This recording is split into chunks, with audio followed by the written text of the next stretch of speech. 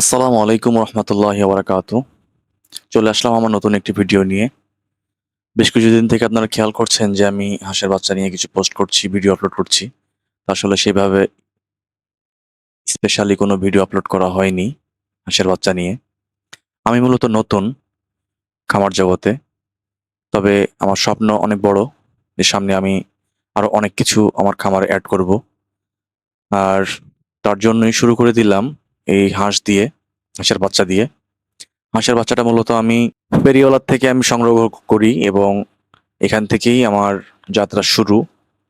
তো শুরুতে তো আপনারা সবাই জানেন যে হাঁসের বাচ্চা যখন আপনি বাসায় ফুটাবেন মুরগি দিয়ে বা হাঁস দিয়ে, সেগুলো তার মার থেকে তাপ নিয়ে বা খাবার খাওয়া শিখে তারা কিন্তু বড় হয়। আর যখন আপনি কোনো খামার থেকে বা কোনো হ্যাচারি থেকে বাচ্চা নেবেন তখন সেগুলোর একটু আলাদা যত্ন নেওয়া লাগে। তো আমার ভিডিওর মধ্যে আপনি খেয়াল করেছেন অবশ্যই যে আমি ওদেরকে তাপমাত্রা দেওয়ার জন্য ব্রুডার সিস্টেমে লাইটের তাপ দিয়েছি। আর আমার বাসায় হেয়ার ড্রায়ার ছিল। মানে একটু পানিতে ওরা খেলা করার কারণে আসলে বৃষ্টি হচ্ছিল সেদিন, যেদিন বাচ্চাগুলো নেই। বৃষ্টির জন্য তারা ভিজে আমার মনে হচ্ছিল যে ঠান্ডা লেগে যেতে পারে, যেহেতু ছোট বাচ্চা আর তাদের মাও নেই। এই জন্য হেয়ার ড্রায়ার দিয়ে কিছুক্ষণ তাপ দিলাম। তারপর এখন মেন ঘটনায় আসি। এই বাচ্চাগুলোর কিন্তু অনেক যত্ন নেওয়া লাগে। এটার ফুরানো বাচ্চা প্রতিটাই কিন্তু অনেক অনেক যত্ন নেওয়া লাগে। যত্ন না নিলে আপনার কোনো বাচ্চা ভালোভাবে থাকবে না, রোগ বাসা বাঁধবে এবং আপনি ক্ষতিগ্রস্ত হবেন।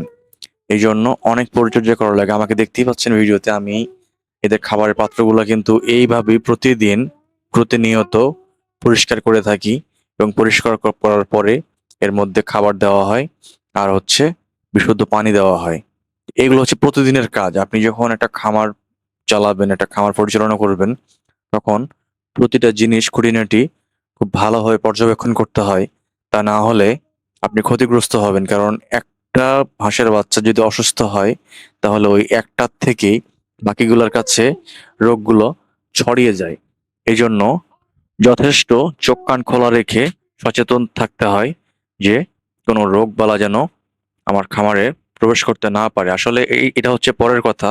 প্রবেশ করতে পারুক আর না পারুক এটা হচ্ছে পরের কথা। আমাকে নিজেকে সতর্ক থাকতে হবে।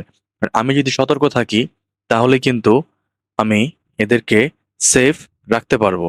এজন্য এখনো আমার শিক্ষা নেওয়ার অনেক কিছু আছে। সামনে আমাকে আরো অনেক কিছুর সম্মুখীন হতে হবে। তো সেগুলো আমি পর্যায়ক্রমে আপনাদের সামনে উপস্থাপন করব।